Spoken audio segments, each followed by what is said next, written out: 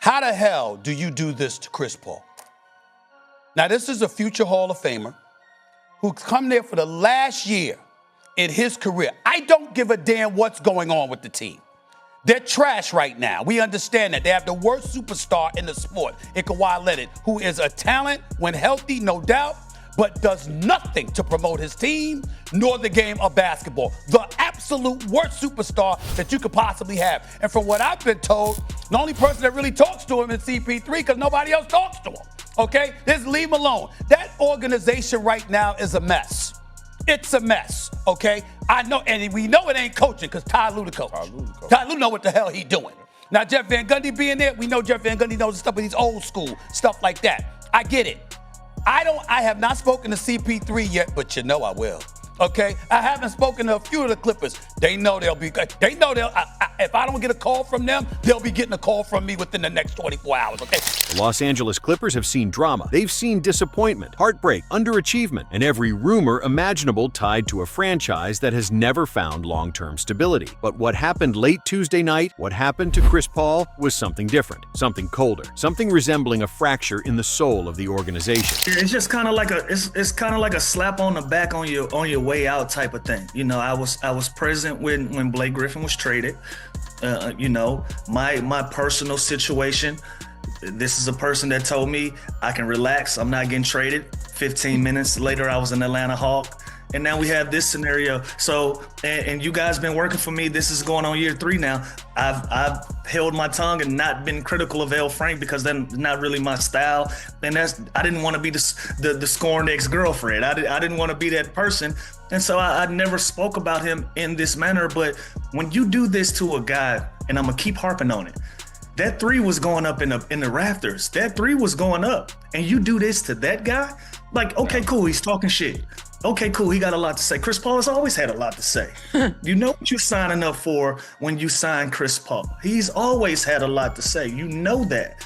You know he's an acquired taste. At 2:40 a.m. Eastern Time, in the middle of a 5-game road trip in a quiet Atlanta hotel room where the team slept ahead of its game with the Hawks, Chris Paul opened Instagram and revealed to the world the news he had just learned moments earlier. Just found out I'm being sent home. But you on your way out, and we 5 and 16, and this nigga T. Lue ain't talking to me. Hey, check this out. We already in Charlotte. Name some other superstar that got done. You gonna send me home? Try to force their hand. It's an early Christmas for me. It did seem peculiar that because we knew this was probably going to be his last season, but to make the announcement. Yeah, forcing their hand, bro. Listen, that shit's so calculated, bro.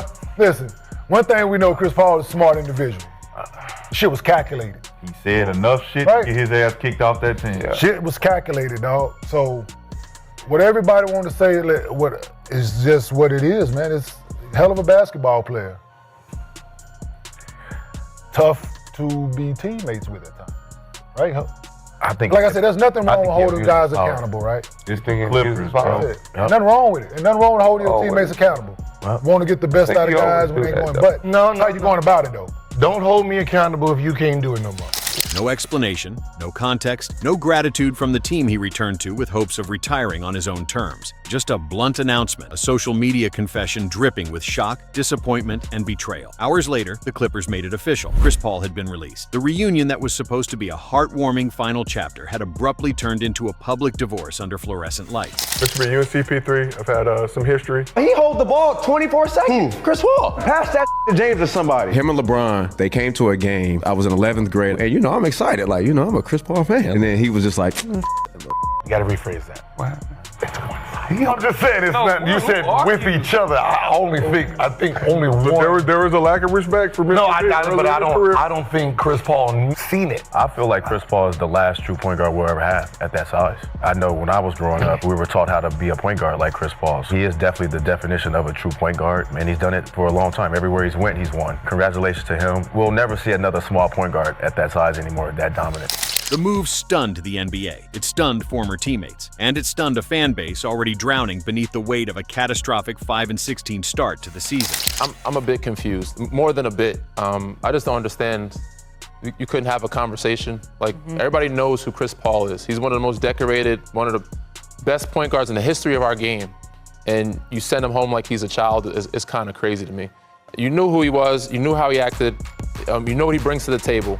So for you to like I said, treat him this way is very bad on the Clippers organization. I hope for Chris's sake it's not worse, but I hope for the Clippers organization that there's something more than just him being a distraction in the locker room where you can't have a conversation. Because this is not enough. This is not enough to send a 20-year vet, when most places, one of the best point guards in the history of our game, home.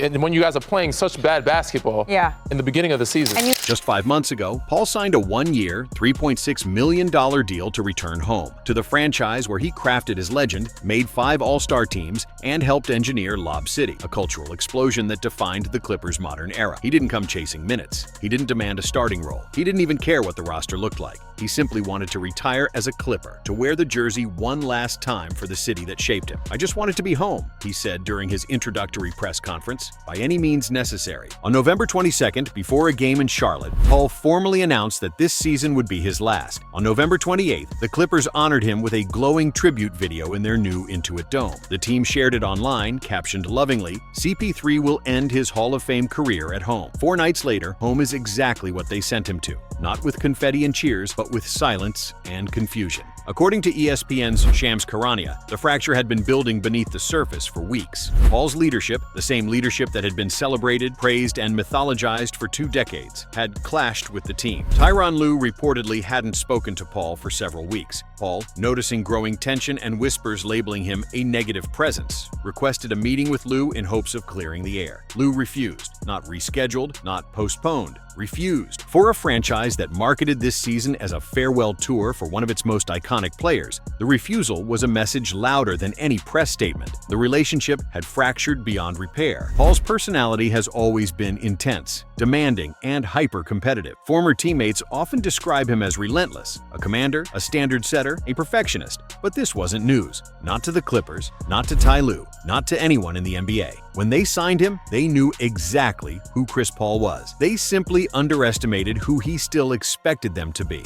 Reports now reveal that Paul had become more vocal in recent weeks, pressing coaches, pressing management, and pressing players as the team spiraled into one of the worst starts in franchise history. What the Clippers interpreted as disruptive, Paul likely viewed as leadership. After all, accountability is the foundation of every championship culture he ever tried to build. And yet, on a roster floating in chaos, that accountability apparently became unwelcome. Clippers president Lawrence Frank addressed reporters on Wednesday, visibly tense, fielding questions about Paul, Ty Lue, and a season spiraling beyond repair. He revealed that before Paul was sent home, the two had engaged in a 3-hour meeting. "Chris has a very good leadership style. He's led a lot of teams," Frank insisted. "Some moves work, some don't. I own that. This one just didn't work at this time." He also emphasized that no one is blaming Chris for our underperformance, but the optics were impossible to deny. Paul wasn't simply released. He was removed from the road trip, sent home alone, and forced to announce the news himself. If this was gratitude, it was a twisted form of it. Frank then offered an emphatic endorsement of Ty Lue, calling him one of the best coaches in the league and guaranteeing he will continue coaching the Clippers for a long time. For many, it was clear. In the war of narratives, the Clippers had chosen their side. This season should have been a celebration of Paul's career, a victory lap, farewell tour, a poetic final chapter. Instead, the Clippers turned it into a cautionary tale of organizational dysfunction. Lou Williams, Paul's former teammate, did not mince words when reacting to the news. He said the criticism Paul had directed toward the front office became the straw that broke the camel's back. In other words, they didn't like the messenger, so they eliminated the message. Former players, executives, and journalists across the league echoed similar sentiments. If anything, the Clippers, drowning in defensive collapses, poor roster construction, and a lack of identity, needed more accountability, not less. Instead, they exiled the one guy who still demanded it. Chris Paul cannot be traded until December 15th, yet the Clippers have also not waived him.